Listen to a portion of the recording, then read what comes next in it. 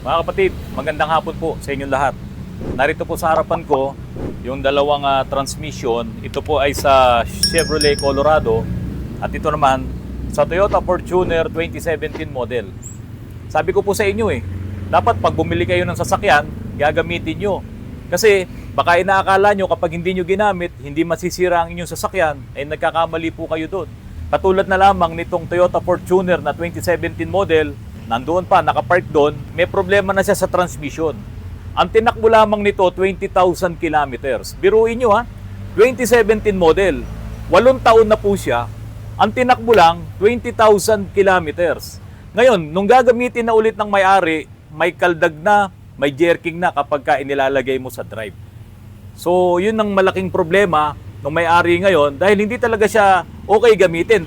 Dahil nga, naririnig nila na itong mga ganitong Fortuner, yung modelo ng 2017, ay bumibigay nga po yung kanyang clutch drum housing, yung forward clutch. Marami na po tayong nagawang ganyan at may mga sample po ako nung mga nasisirang housing na ganyan, ipapakita ko po sa inyo.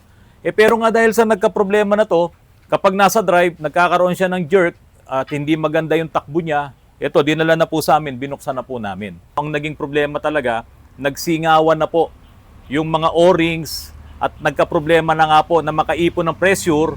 Kaya po tuwing mag-shift to ng kanyang cambio ay nagkakaroon ng jerking. Iyon ay dahil sa, siguro, dahil sa hindi nyo rin ginagamit. So itong mga modelo na to, gamitin mo ng gamitin, masisira din. Pag hindi mo namang ginamit, eto po yung epekto, 20,000 lang ang tinakbo niya, nasira na, nagkaroon na ng problema yung transmission. Pero dahil nga po sa itong mga Fortuner na model 2017, mahina po yung kanyang clutch drum. Ito, mahina itong portion na to Marami po kaming nagawang ganito na ito, nadi-disengage o humihiwalay siya. Kaya ang mangyayari, pag natanggal to, lahat ng mga clutches dito sa loob, magluluwagan yun, mawawala na engagement yun. Yun pa naman talaga, yung nagdadala. Yung mga clutches na yon ang nagdadala sa lahat po ng umiikot dito sa loob ng transmission. Kaya pag ito nag-i-engage, so mag-i-engage yung 1, 2, 3, 4. Pero kung halimbawa, natanggal to, mawawala na yung maglalak sa kanya kasi may lock dito yan So hindi na siya magkakaroon ng tamang yung engagement. Hindi na siya mako-compress. Kasi kailangan ko-compress na ganun yun. So wala na, dudulas na po yun. Kaya karamihan ng mga ganito ay hindi na umaabante kapag nasira. O ito mga kapatid, ito yung sample ng mga clutch drum housing na nasisira sa 2017 model ng Toyota Fortuner. Yung iba, nag-attempt sila na i-welding. Ayan tignan nyo, may welding yan Kita ba Glenn? O ayan, pero wala, bibigay din, katulad po nito. Ang masama dito, nung bumigay, lalong dumami ngayon yung mga ribaba dahil yung mga pinag-weldingan, nasira ng todo yung transmission. Pati yung mga planetary gears niya, nadamay. Pati yung ball body, nadamay. Kaya medyo malaki-laking gastos kapag ganun. Ito naman talagang wala na, naputol na. Ito yung original Yung hindi pa naputol, tingnan nyo Ayan. Kaya po mga kapatid, itong Toyota Fortuner na to, yung transmission na to ng Toyota Fortuner, dahil sa binuksan na rin naman namin at i-rebuild na po ito, papalitan na rin yung mga O-rings, papalitan na yung mga oil seal nito, maging yung clutch drum housing na yon ay papalitan na po namin nung mas magandang klase ng clutch drum housing. Yung mas modelo. Yung wala na po yung ganitong mga gatla-gatla. Ayan. Wala na to, yung mga yan. Solid na yan. Solid ng katulad nito. Parang ganito, ito. So, sa Muglen. No? So, ganito na siya. Hanggang doon, wala na yon.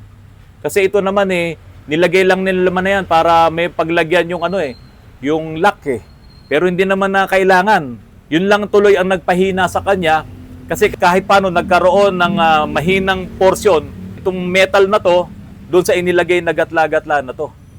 Kaya po tayo magpapalit na tayo ng bagong clutch drum housing, i-rebuild po natin to. Kaya ako naman pinapakita sa inyo dito po sa Autorans kapag nagdala po kayo ng trabaho na katulad nito, narito po kung gusto nyo panoorin nyo buong maghapon ginagawa namin para makikita nyo talaga kung ano ang kondisyon ng inyong mga transmission kapag ito ay nabuksan na. Ngayon ito mga kapatid, Toyota Fortuner, 2.5 liter din po yung makina nito. Tapos may ginagawa kaming Colorado na Chevrolet, ito naman yung kanyang transmission. Ipakita lang namin sa inyo na napakalaki talaga itong transmission ng Chevrolet, no? Itong Colorado. Samantalang itong Toyota Fortuner, halos ito lang, oh.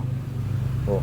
Halos parehas nga lang ng mga lumang mga Pajero, mga lumang Mitsubishi, no? Ganito halos. Kasi ito naman mga kapatid, katulad din ng mga lumang transmission ng mga Crosswind, Mitsubishi Pajero, Aisin din naman to. Siyempre, mas ano lang to, mas upgraded lang talaga itong mga transmission na to. Dahil ang valve body nito ay talagang electronics na.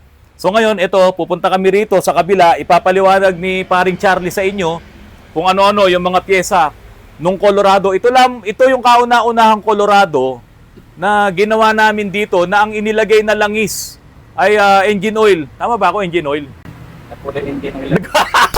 Binibiro lang kita. Nagkulay engine oil lang daw. O sige, bigyan mo ng mic to si pare Charlie. Pare, bakit sobrang dami ng pyesa nito? Parang nagugulat ako. Samantalang yung Fortuner natin, kakaunti lang yung pyesa. Bakit parang sobrang haba nitong transmission na to? 4x4 boss eh. Oo, sobrang dami. At saka ang lalaki nung mga linings niya. At hindi katulad nitong sa Fortuner, iilan lamang tong mga, ipakita mo nga yan, iilan lamang yan, tapos may naiwan pang konti doon, maliliit na. So itong sa Chevrolet Colorado, na sinasabi ko nga po na parang nasalinan to ng engine oil, kasi tignan nyo naman po, ito, may remnants pa, tignan nyo naman kung gaano kadumi yung nakuha naming langis dito sa transmission itong Chevrolet Colorado. Ayan, kinalas na. Putik. Putik talaga, Kaya talagang magluloko yung transmission. Ngayon, lahat ng mga O-rings ito, pati mga oil seal nito, sira na rin talaga. Ang tindi ng ano nito, ng jerking, pare, ginamit ko to Lakas nga. Oo. Kala mo binabangga. Parang binangga ka, no, sa traffic. Halimbawa, lagay mo sa neutral, tapos nilagay mo sa drive. Para kang parang galit na galit yung asawa mo na, di ba, na madalas mo nangyayari sa iyo, di ba? Oo, boss. Ngayon, paring Cha, kung si Ford na mga transmission ay mayroong, anong tawag mo doon? Yon. Lead frame. Lead frame na nasa loob mismo ng transmission. Ito bang si Chevrolet Colorado meron din? Meron Nandun din, boss. ba yung Ito. nasaan? Ito. Ito, ang pinaka-TCM niya. Itong Yan. pinaka-TCM. So wala na sa labas. Wala. So pag nasira ito, wala na.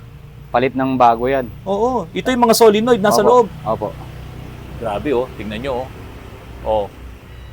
Kaya alam nyo, kung hindi nyo aalagaan ang transmission nyo, katulad nito, tingnan nyo naman yung mga nakuhang ATF dyan, ano ba sa tingin mo? Ito ba makakaya pa nating gawin?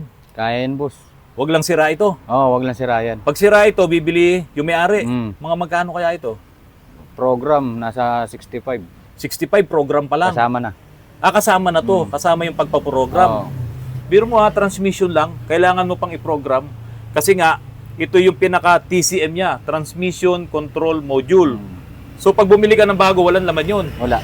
Ipo-program pa natin. Ita-transfer naman yung laman nito, boss. Yung dating ano niya. Ita-transfer. Paano kung sirang-sira na talaga Hindi, to? i-encode lang nila yan, boss, sa computer. Kukunin lang yung parang pinaka-chassis number niyan dyan. Oo. Ilalagay lang yung chassis dyan. Pag nalagay na yung chassis sa TCM, yun na. Alam na niya. So ibig sabihin, may mga naka-store talaga na programs dito. Opo, Kailangan lang makita niya kung kanino talaga. Opo. Ayun. Pero hindi tayo gagawa, kaya pala may bayad, ngayon pare, sige nga, i-orient mo nga kami, turuan mo nga kami, pati yung mga subscriber ni Autorans, paano ba hindi magkakaganyan yung langis nito? Bakit ganyan ang nangyari? Ito, mukhang nasa 1 taon na yata na hindi napalitan ng langis ito . Bakit? Hindi ba? Ba't nagkaganon? Ba't sobrang dumi? Ano sa tingin mo? Sa ano yun, boss? Araw-araw siguro yung ginagamit yan. Oo. O kaya sa hindi rin paggamit, madalang din gamitin. Hindi ba nagkamali ito ng naglagay ng gear oil? Kasi yung iba naman na pinapalitan natin, hindi naman ganyan kalapot Hindi naman nagkamali ito? Hindi naman nagkamali yan, boss. Baka naman ito mula nung binili, hindi pa nagpalit ng oil. Malamang, no? Oo. So dito pare, anin dito yung kanyang forward clutch, yung clutch drum, yung katulad ng sa Ito, boss. Fortuner. Yan. Yan yun. Opo. Bali dalawa. Tapos yun yung mga planetary gears. Planetary gear. Oo. Mas marami siya kaysa doon sa Opo, Fortuner, no? Oo.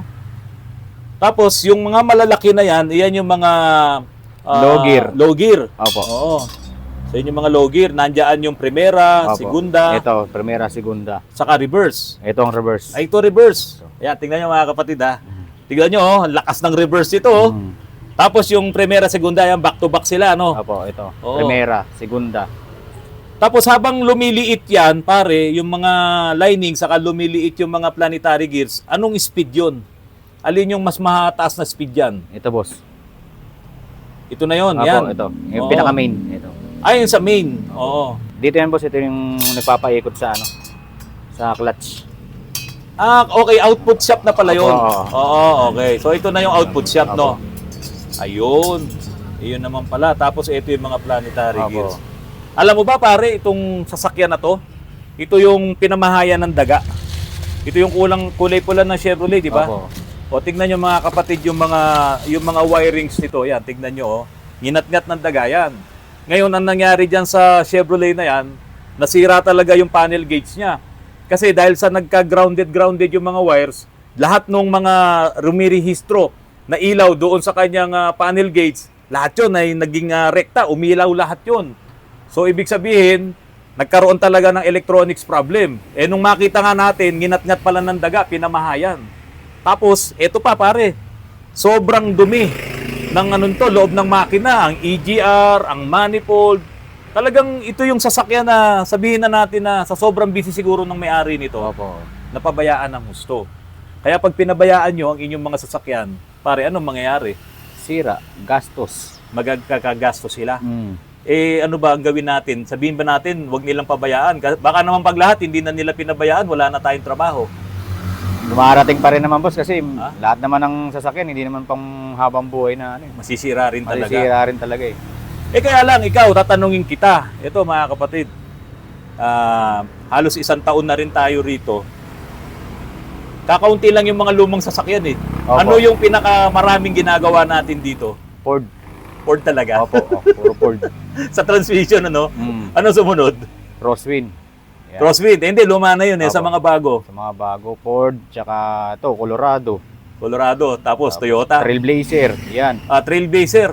Yan. Oo. Papares lang naman din sila. Ang problema pare, dun sa Ford, minsan nagawa na natin lahat eh. Nag-jerk pa rin eh. Ano bang kailangan para mawala yon? Yung boss, kailangan natin ano yung valve body. Sa valve body rin talaga. Mm. Oo. Eh ngayon, pag hindi nakuha sa linis to tsaka sa overall, Palit ng valve palit body. ng valve body. Yun ang problema sa mga modelong sasakyan. 2018, 2019, pati yung mga itong mga modelo, yung nakaraan, yung sa mag-ama na ginawa natin, 2022 yata yun, ano? Wasak din ang transmission, mga modelo, mga bago. Kasi ang sarap gamitin ng mga sasakyan na yan eh. Ang bibilis talaga eh. Kaya lang ang hindi nila alam, eh kapag ka talagang pinwersa mo yung mga sasakyan na yan, naku, talagang masisira. Opo. Di ba? Okay, pare, ano sa tingin mo itong Trailblazer? Hanggang kailan natin to mabubuo? Mamaya, nandito na yung parts niyan.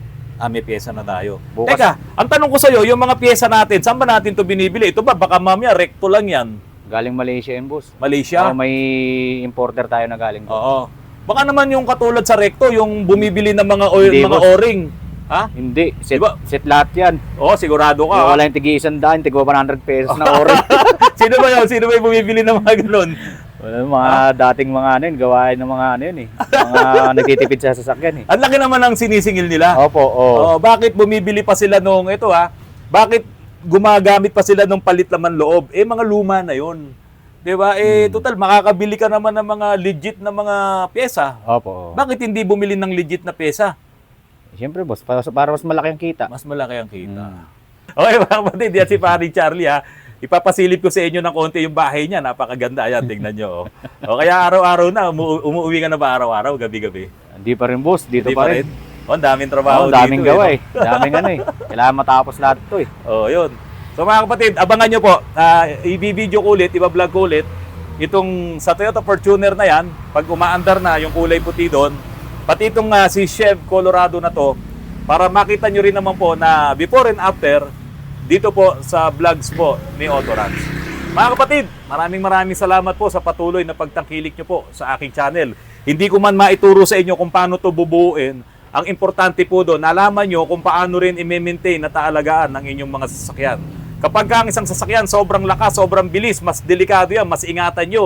Dahil yung pyesa niya, katulad din naman ng mga pyesa ng mga mababagal at mahihina.